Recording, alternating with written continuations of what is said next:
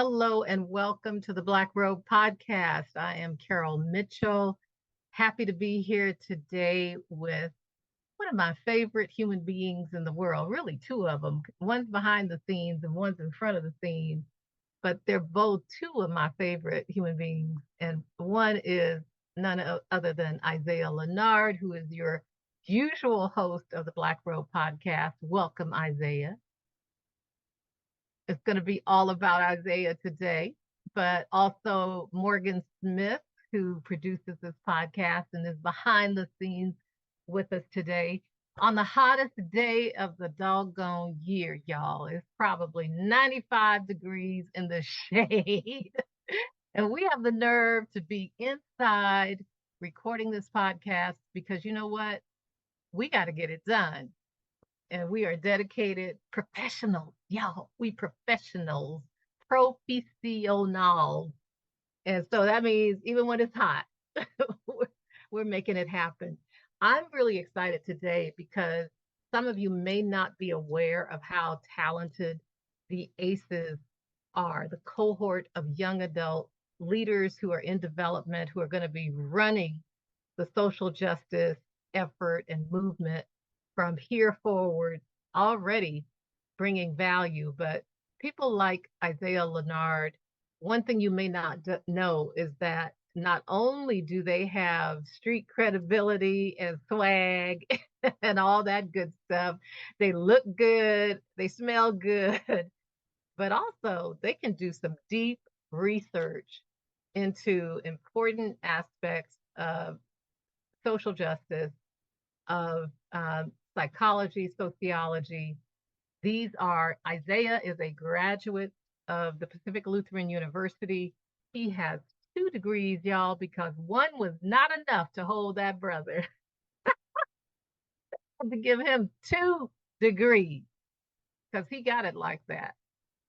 So I'm going to stop talking and invite Isaiah Lenard to come and tell us about, first of all, your experience at the Pacific Lutheran University and how you got into the research that you did, and then tell us about the research itself, because I'm excited to hear what you discovered, Isaiah.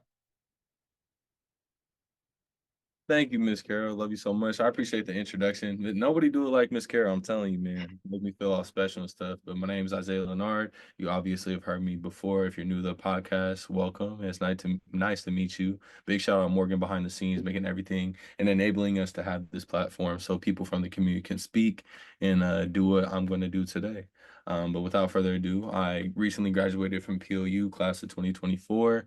I was there for 5 years. I got there on the Act 6 scholarship, a full ride scholarship, an academic scholarship at that. And I continued on I knew I wanted to do sociology going in. And then by my second or third year, I decided to also double up with a gender, sexuality, and race studies degree major. What attracted me to that major was the idea that I'm studying the intersections of identities and how it cultivates a unique experience for each person. And I think I kind of fell in love with the idea a little bit. And I felt like out of all the things that college had to offer to me, it resonated most with my interest. I remember I came to college, there was a decision to make. Am I going to go there and use this for the money aspect, or am I going to go there and go where I feel like I need to be? And I felt like I needed to be over here.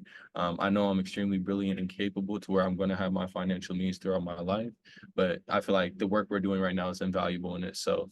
Onto my paper, the name of my paper and like the focus of my thesis was the complexities of Black men's mental health, help seeking, and wellness, specifically looking at their behaviors and what affects it. And so it's the idea of intersectionality. If you're not familiar with intersectionality, the term was coined by Kimberly Crenshaw, and it's exactly what I mentioned earlier. It's not just about 2 identities or 3 identities intersecting at one point.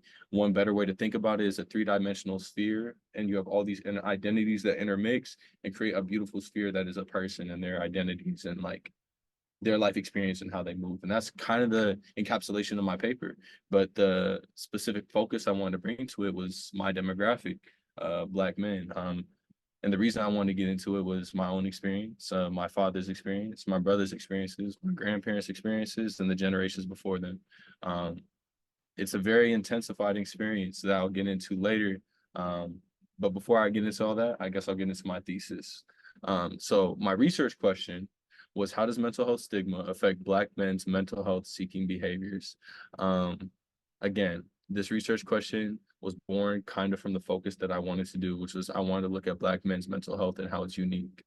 And from there, right, I already stated my positionality a little bit, but I went to therapy about 3 years ago, 3.5 years ago, completely changed my life and gave me agency over myself in ways that I didn't even realize I needed. It helped me break generational curses, and it helped me be one of the first Black men in my family to change the culture around mental health. And I saw that many other Black families and Black men deal with this, a vulnerability issue. But the thing about vulnerability, like, it's hard to be vulnerable, what you don't know to be vulnerable with. You know you feel bad, but you don't know how to identify those emotions, which we'll get deeper into today as well. My thesis for my paper was exploring the interplay of historical, cultural, intergenerational, and systemic factors in shaping negative help-seeking behaviors.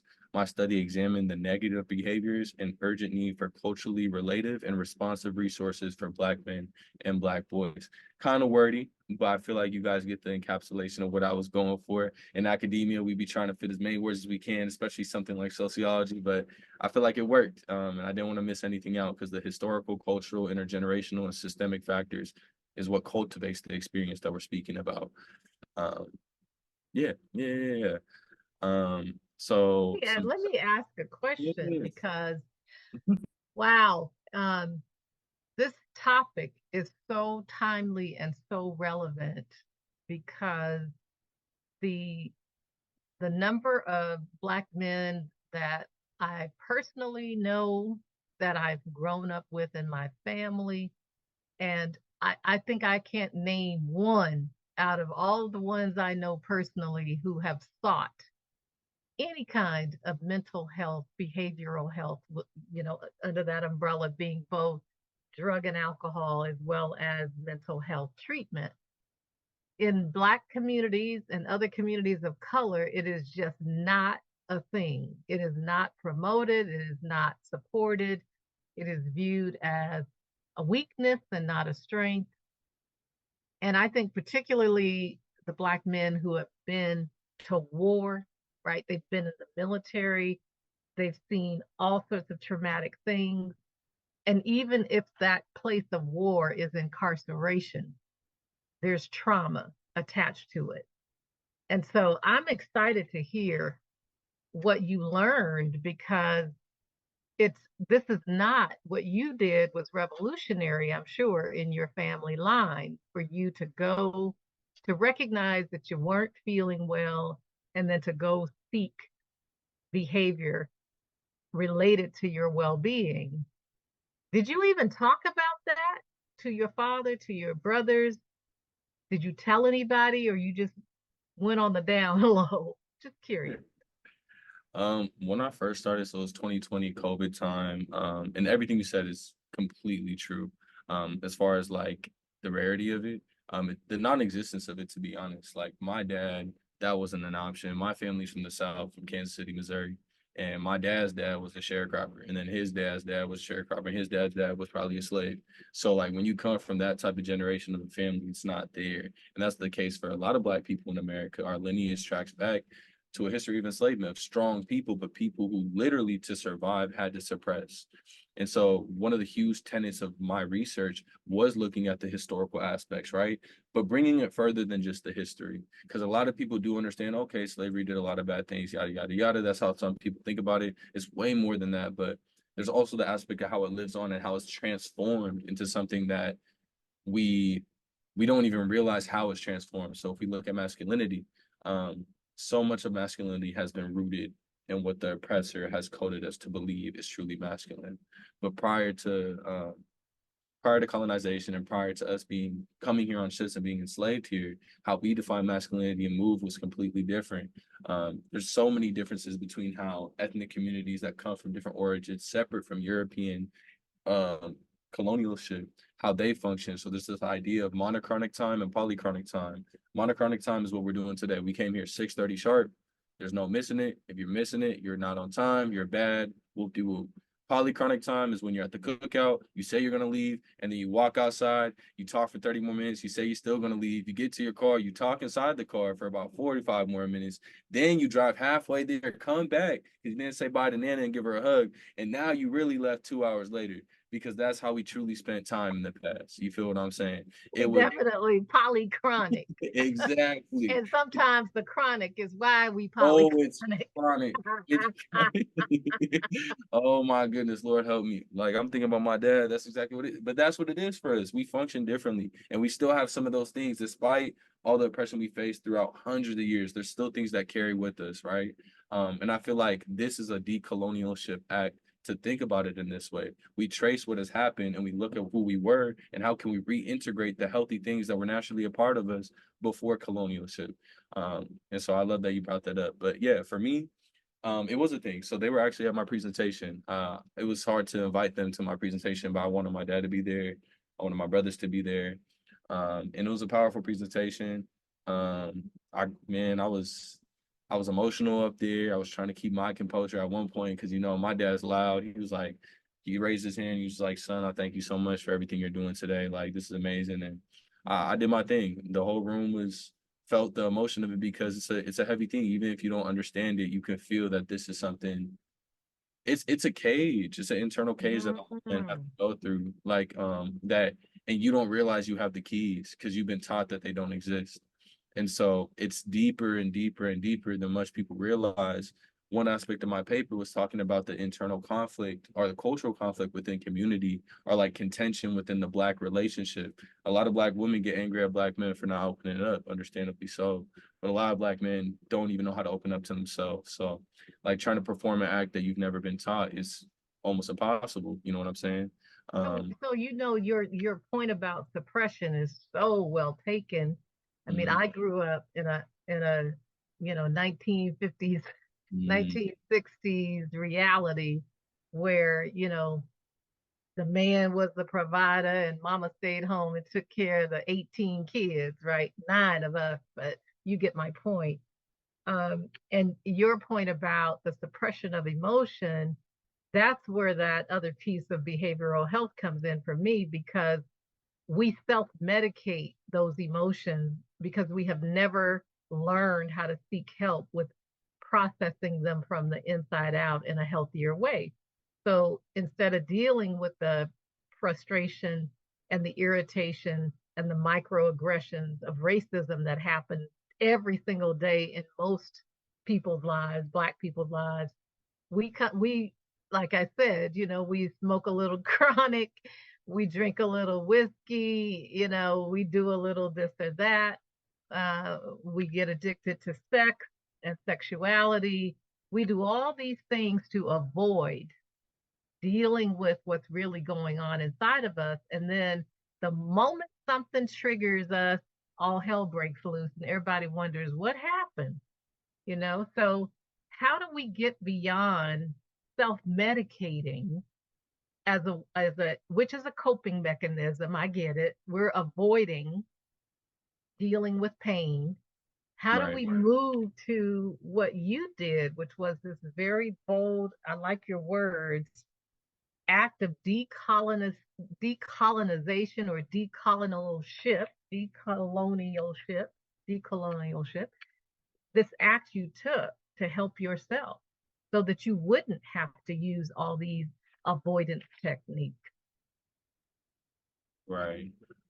I think that's super important. I think before we go on, just so people have background, this is how I open my presentation, but there's a silent epidemic happening as well. So one of the largest premises to my work was this right here. So I'm gonna read off some statistics. Black boys and men account for 81% of completed suicides within the Black community, according to the CDC. In the past 2 decades, suicide attempts have rose 73% for within Black adolescents, boys and girls alike. Injuries by attempted suicides have increased 122% for Black adolescent boys in the last 20 years. Suicide rates among Black youth have risen faster than any other racial or ethnic group in the past 2 decades, with suicide rates in Black males being 10 to 19 years old, increasing 60% in the last 20 years. I feel like these statistics thoroughly encapsulate what Ms. Carroll just said. it goes from coping mechanisms to literally the eradication of life. You like the pain becomes so much that you have to take yourself away. And the response, I want to pinpoint something you mentioned. It goes in toes until something happens. And that something happens could be a violent act or it could be suicide. And what does everybody say when it happens? Oh, he was so nice. Nobody expected it was going to happen. We never saw it coming. And it's true. I don't shame those people because you really didn't see it coming. Because again, there's so much repression that has been happening for that Black man who was once a Black boy. One big thing I hit on in this whole presentation, I should also mention I did 8 hours of research looking at roundtable discussions and podcasts of Black men talking amongst each other about their experience with mental health struggles. There was also Black professional mental health counselors talking about their experience dealing with Black clientele.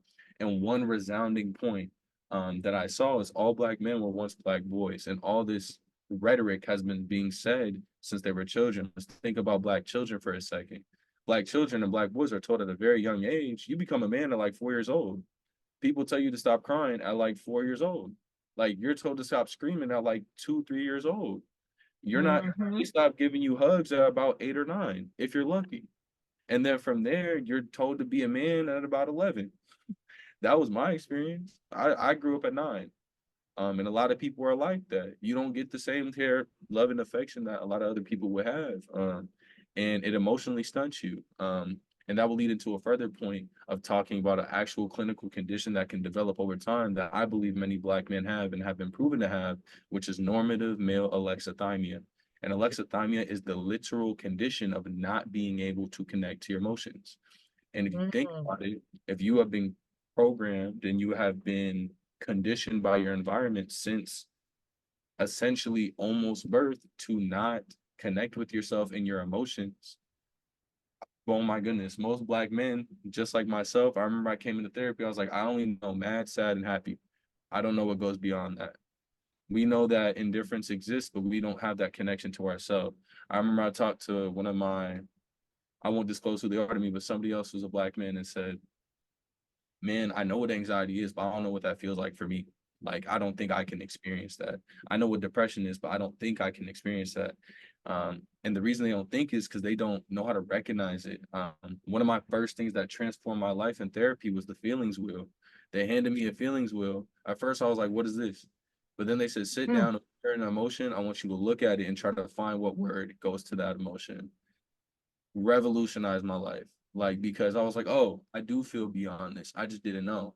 I remember all I had to say was, I feel a multitude of feelings and I don't know how to break it down. I don't even know what I'm feeling. I just know I feel bad. And it's literally, Mm. you know what I'm saying? So Um, part of it is knowing how to recognize it and then name it, and then you can figure out, yeah, is there then a response to that specific emotion, what you do with that, instead of I'm mad, which yeah, could really be I'm afraid, I'm hurt, I'm feeling rejected. It could be a variety of things underneath that. yes. So this is interesting though that you think there's an actual condition Well, which 100%. The which academic, which sounds like it might change the brain, like the pathways. If it's normative, then the pathways in the brain don't even let you cross over anymore to feeling it, right? It's like there's a blockage in the messaging in the brain if it's now become normative. yes.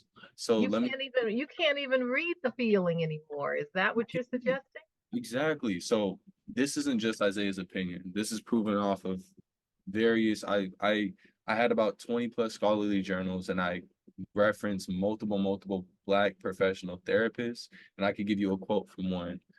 This therapist is Dr. Justin S. Hopkins. He's a licensed psychologist and specializes in Black mental health therapy. And he expresses that it's internalized stigma. So stigma as a term Mm, can be understood and defined as, simply put, it's the negative messages and narratives that are inaccurate that you internalize. So they're it's stereotypes that become inflated and become commonly known by the rest of society as what you are. And over time, that perception that has been pushed on you becomes something that you internalize and believe for yourself, despite it not being necessarily real. Ooh, So if people tell you you can't feel, if people tell you you have no emotion, if people tell you don't say anything, you believe that.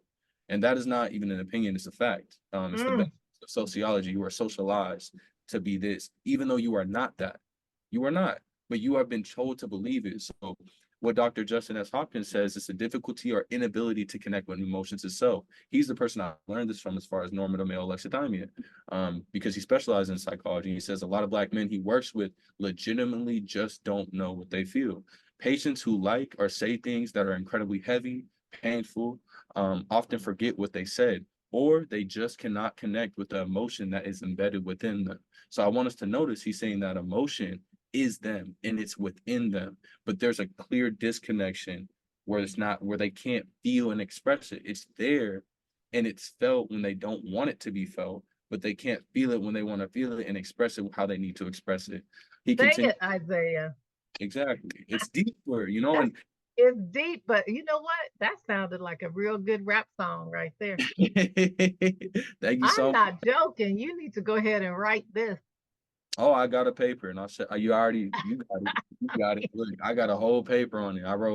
I should mention that as well. I wrote about a 20-page paper on this, where I It got an synthesized A. and I got a clean A, 100%. Synthesized all my Said scholarly clean. journals. I You actually am got a considering getting it clean published. A. No A minus, no A maybes. It's Yeah, a clean A. that's clean. This is Um, powerful though, Isaiah, because um, that statistic you gave with 81% of the completed suicides. Now, look, I want folks to hear that word completed. That means they died, y'all, because of this inability to